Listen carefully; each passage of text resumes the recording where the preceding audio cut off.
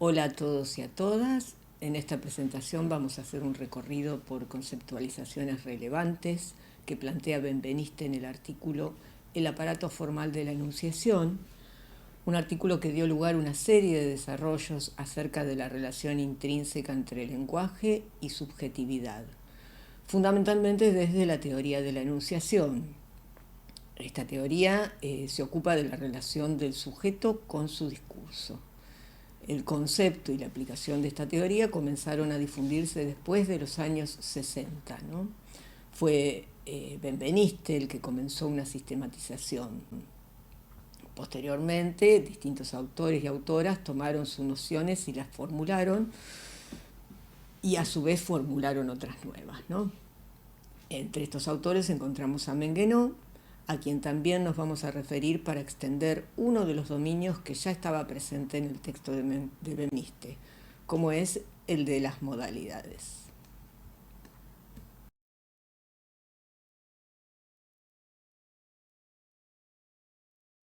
El empleo de la lengua es un mecanismo total y constante que de una manera o de otra afecta a la lengua entera. La dificultad es captar este gran fenómeno tan trivial que parece confundirse con la lengua misma. La enunciación implica poner a funcionar la lengua por un acto individual de utilización. Es un acto individual de apropiación del código de la lengua por parte de un individuo que se constituye como sujeto a partir del acto enunciativo. Toda enunciación es un acto de conciencia por parte del individuo.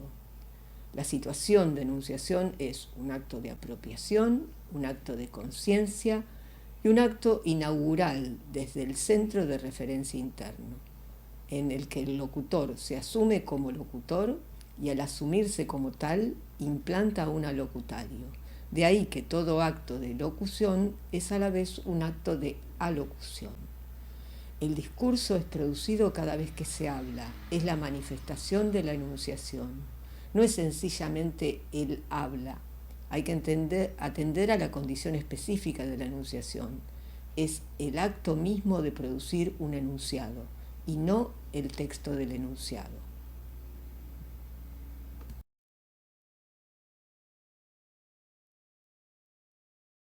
La enunciación es definida como una instancia intermedia entre la lengua, en sentido saussuriano, como sistema de signos, y el habla, en idéntico sentido, ¿no? Como manifestación expresa de la lengua. Consiste en principio en poner a funcionar la lengua por un acto individual de utilización. Es un proceso de apropiación de la lengua por un individuo concreto. La condición específica de la enunciación es el acto mismo de producir un enunciado y no el contenido específico de ese enunciado. Distinción importante entre acto y producto resultante, porque sobre este último concepción estructural clásica. Antes de la enunciación, la lengua no es más que posibilidad de lengua. Después de la enunciación, la lengua se manifiesta como una instancia de discurso que emana de un locutor. Esta apropiación individual lleva implícita otra de las características esenciales de la enunciación, la instauración del receptor. La enunciación lleva implícita la alteridad. Por esa razón, su dominio específico es el diálogo. La otra característica esencial de la enunciación, y la más destacada tradicionalmente, es su capacidad, transparente entre comillas, de permitir una relación con la realidad, con el mundo, sustituyendo mediante signos los objetos de percepción y de conocimiento. El objetivo principal de Benveniste es el de caracterizar formalmente la instancia de enunciación, descubrir sus huellas, sus manifestaciones explícitas. En este sentido distingue dos tipos de recursos, los que se califican como permanentes y los que son variables o incidentales. Entre los primeros figuran en primer lugar las marcas de persona, ya en su manifestación verbal o pronominal. En segundo lugar, las marcas de tiempo. El presente tiene razón de ser como indicador temporal que establece la enunciación y sirve para organizar el tiempo en pasado y futuro. Y en tercer lugar, las marcas de espacio. Las manifestaciones de tiempo y lugar tienen una manifestación gramatical variada deícticos, siendo su característica principal su significado variable. Yo, aquí y ahora cambian su significado denotativo en cada enunciación. Las otras características variables de la enunciación dependen del deseo de todo sujeto hablante de implicar o influir sobre el interlocutor. Se explican así las diversas intenciones comunicativas: aseverativas, afirmativas y negativas, exhortativas, interrogativas, dubitativas, etc. Estas diversas intenciones suelen explicitarse por medio de los recursos suprasegmentales, por la modalidad verbal, las tradicionales consideraciones del subjuntivo como manifestación del deseo y de la duda, y por el significado de determinados adverbios: quizá, probablemente, posiblemente, etc.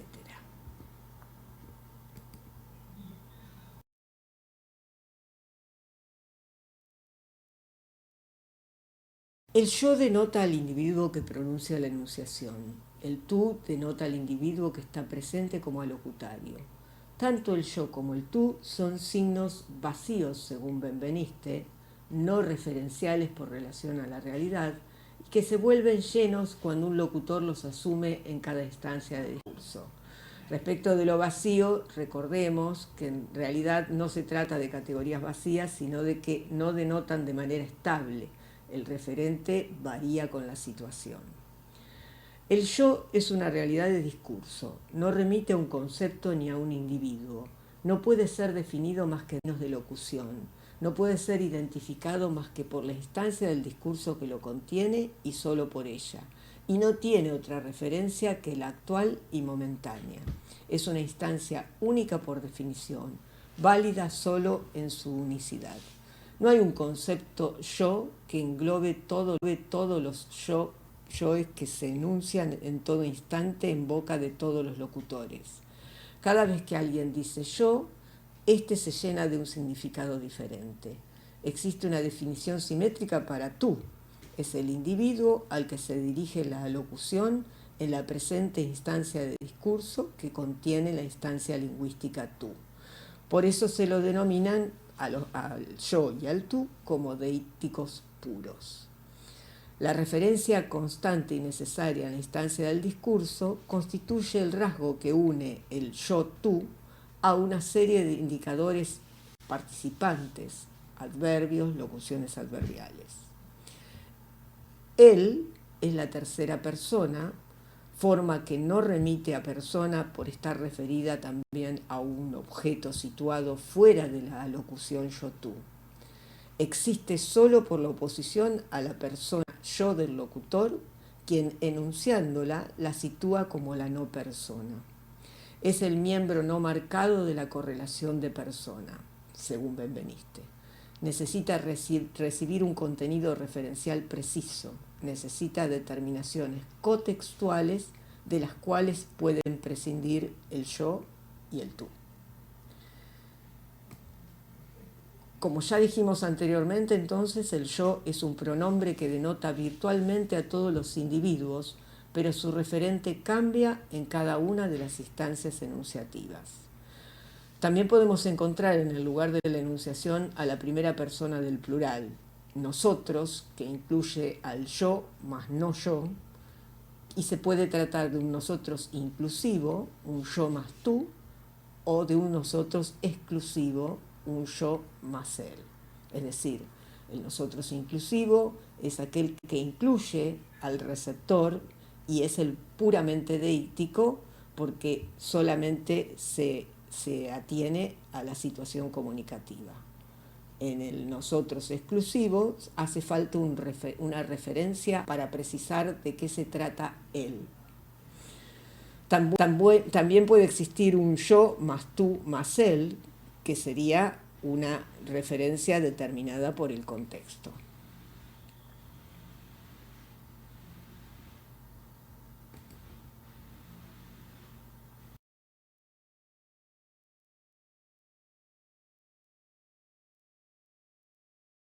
Otros indicadores que se unen a yo y a tú, y cuya referencia también surge en la instancia discursiva, son los deícticos que organizan el espacio y el tiempo en torno al lugar y al tiempo del yo, aquí y ahora, y los índices de ostensión del tipo este, ese, que suponen un gesto de señalamiento del objeto designado por ellos y lo ubican en referencia con el lugar del yo. Benveniste denomina índices de ostensión que delimitan la instancia temporal y espacial coextensiva y contemporánea de la presente instancia del discurso que contiene yo. Son términos que implican un gesto que designa al objeto al mismo tiempo que es pronunciado. Son también signos desprovistos de referencia fija. Los adverbios de tiempo, hoy, ayer, mañana, ahora o dentro de 3 días. Los adverbios de lugar, aquí, allí, acá, allá. Los pronombres demostrativos, este, ese, aquel y todo el sistema de coordenadas espaciales, detrás, delante, visible, invisible, izquierda, derecha, arriba, abajo, ordenan el espacio a partir de un eje central y permiten ubicar el lugar del sujeto de la enunciación. También los verbos de movimiento, que poseen una localización espacial asimilable a los deícticos, señalan el lugar de la enunciación y los movimientos de aproximación o alejamiento de la esfera del hablante. Por ejemplo, el verbo venir, Juan viene a mi casa, señala el lugar de enunciación, andar o moverse hacia el lugar donde está el que habla. El verbo ir, yo voy a tu casa, Juan va a Buenos Aires o viene a Buenos Aires. Verbos como traer o llevar funcionan de la misma manera, indican el transporte hacia o desde el sitio en el cual está el que habla.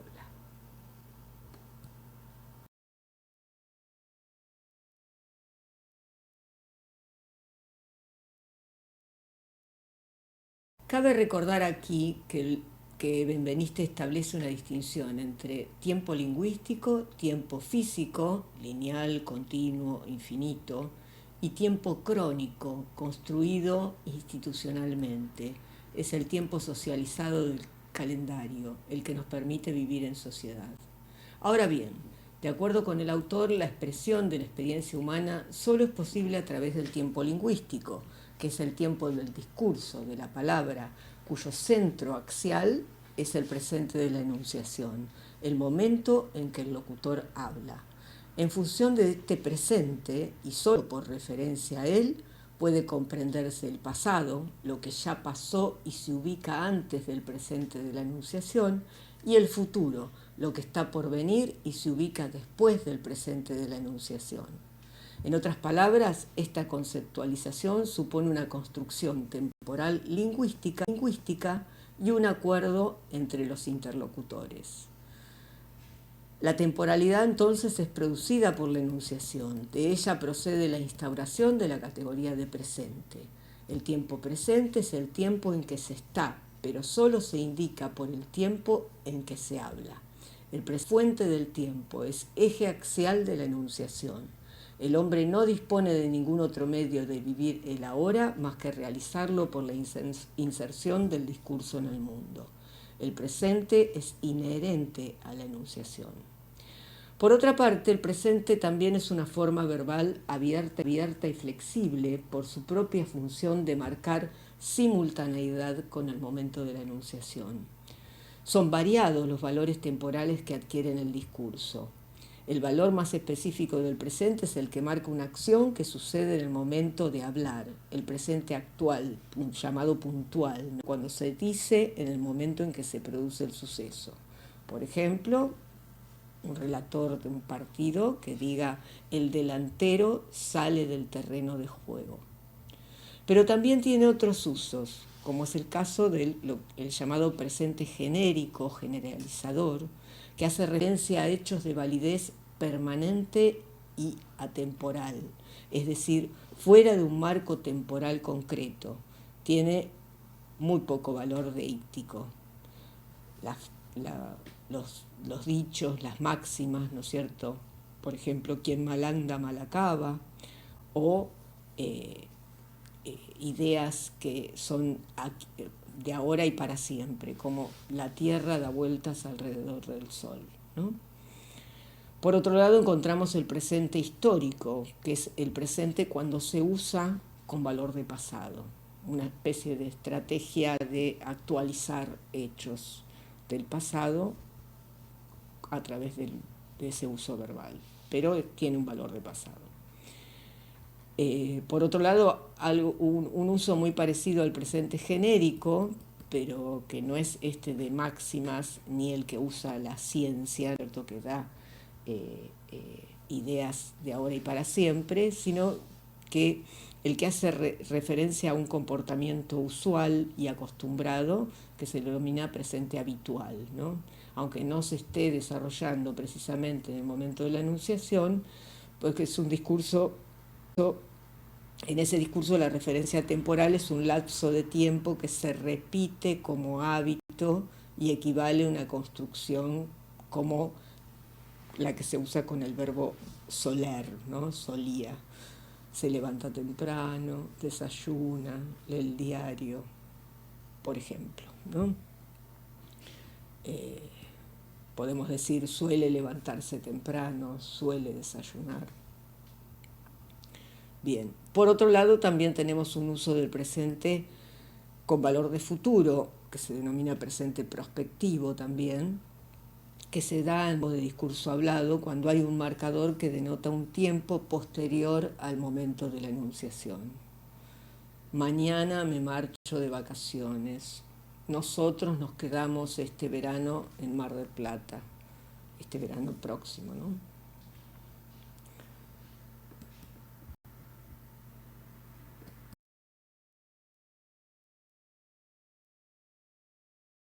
Además de estos aspectos morfológicos y léxicos, la enunciación da las condiciones necesarias para las funciones sintácticas.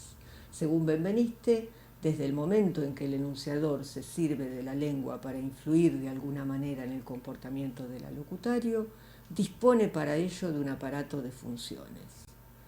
Interrogación, intimación, el orden, llamado, la súplica, la aserción, que comunica una certidumbre.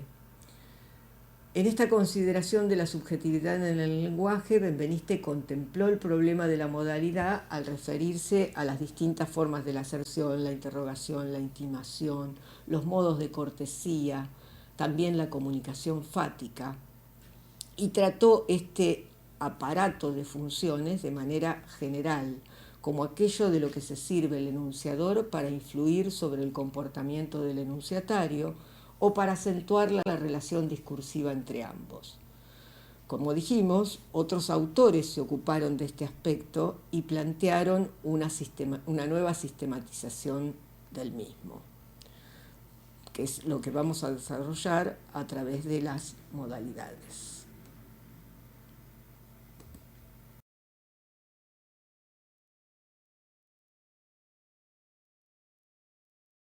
Bien, el término modal, modalidad, proviene de la lógica, que como disciplina filosófica se preocupó especialmente de la relación entre el mundo y el lenguaje, y estableciendo una clásica oposición entre dictus, contenido representado o mundo, y modus, lenguaje representante, lenguaje que representa, ¿no? Este presupuesto que sostiene esta división es el que hay una existencia clara y distinta del mundo previa al lenguaje, que funcionaría como vehículo de ese mundo. Y hay una idea de transparencia, que en realidad supuso una reducción de la lengua a la mera función de comunicación. Es desde esa jerarquía, ¿no?, que al dictum le corresponde todo lo que tiene que ver con el entendimiento, el contenido, ¿no?, podríamos llamarlo contenido, y en el lugar del modus le correspondería la voluntad y la afectividad. El primero que aborda sistemáticamente esta problemática fue Charles Vallee, cuando diferencia, tomando estos términos de la lógica, lo dicho, dictum, y el modo de decir, modus. Valí entendió que en toda frase hay un contenido intelectual o representado y una operación psicológica que modaliza ese contenido.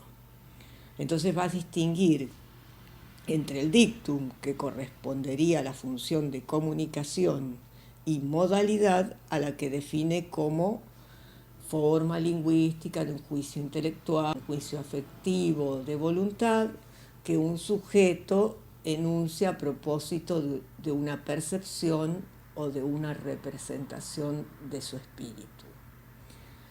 Valí consideraba que la modalización está siempre presente, incluso en el enunciado aparentemente más neutro, ¿no? Además, también planteaba que la relación entre la modalidad y el dictum se puede ubicar en una escala de lo implícito a lo explícito.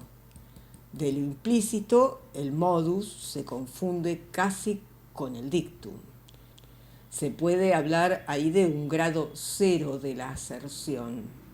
De lo explícito, podríamos ver el énfasis en la aserción, marcas del sujeto explícitamente responsable, despliegue de sus subjetivemas, marcas claras de modalización con adverbios modalizadores, empleos de verbos de creer, suponer, de duda, posibilidad, etc. Así como está planteado en el ejemplo: cerrado, prohibido pasar, se ruega no pasar, no pase, es preciso que usted salga, márchese de aquí, fuera. Y hasta podríamos llegar a la mímica o a la expulsión física.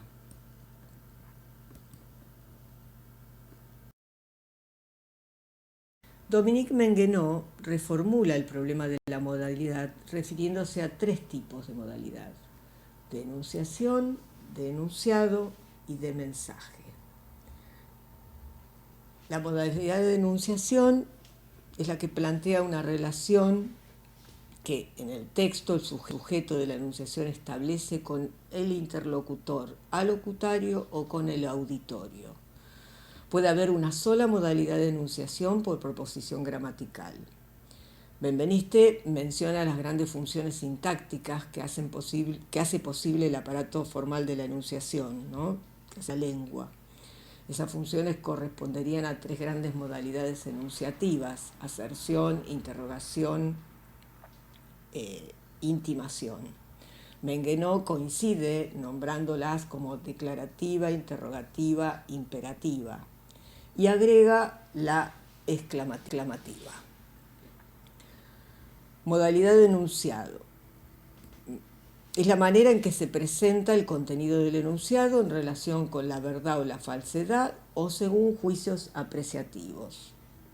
Sintetizando, se puede hablar de modalidad de enunciado para referirse a la manera en que el sujeto de la enunciación sitúa el contenido del enunciado en relación con verdad, falsedad, certidumbre, duda, posibilidad, probabilidad, en tanto modalidades lógicas.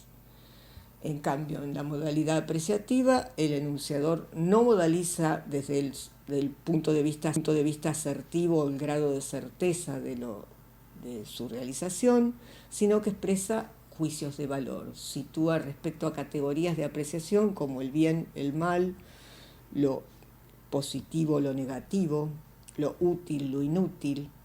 Este registro de modalidad, por su relación con la categoría adjetival, se encuentra en relación directa con el léxico. Hay, al lado de giros impersonales como es feliz, es insoportable, es bueno, es una lástima, o también adverbios de frase: felizmente, por desgracia, interjecciones, ¿no? Ay, tanto mejor.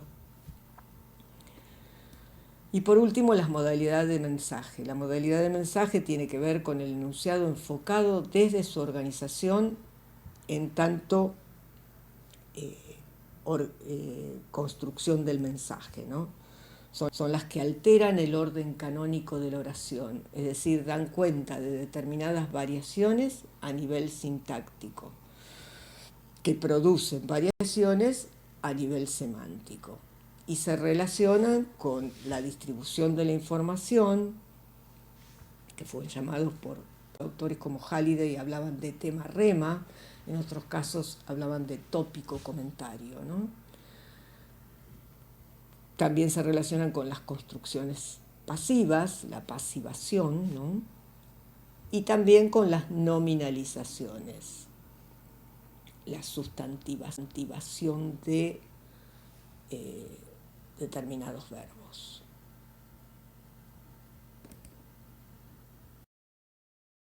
Bueno, por último, tienen una serie de ejemplos de cada tipo de las modalidades, es decir, las modalidades de enunciación, las modalidades de enunciado en sus dos posibilidades, las lógicas, que evalúan en tanto certeza, posibilidad, verdad, y las apreciativas, con juicios de valor, juicios axiológicos, si es bueno, malo, útil, inútil, agradable, desagradable, etc.